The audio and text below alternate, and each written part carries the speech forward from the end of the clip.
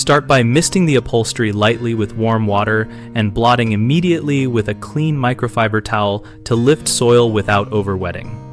For manual upholstery cleaning without a spot or carpet extractor, begin by testing an inconspicuous area for color fastness using the warm water mist technique.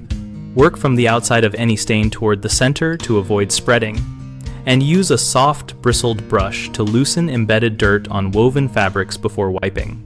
Fold the microfiber towel so you always blot with a clean surface and change towels as they darken to avoid redepositing grime. For protein stains such as food or sweat, mix a small amount of mild liquid dish soap with warm water in a spray bottle and apply sparingly, then blot until residue is gone, rinsing by misting plain warm water and blotting again. For oil or grease, sprinkle a small amount of baking soda, wait 10 to 20 minutes, brush away the powder, then follow with the warm water mist and blotting routine.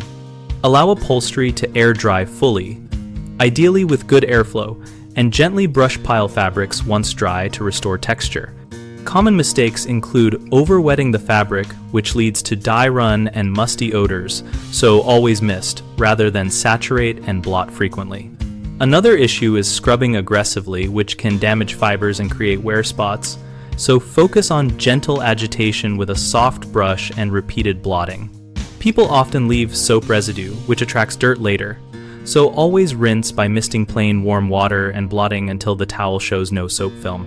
BigHomeProjects.com connects homeowners and contractors around home repair and maintenance topics like upholstery cleaning and beyond. We help homeowners find local contractors, and we help contractors find work. And we host a discussion community where we share tips, ask questions, and learn from each other.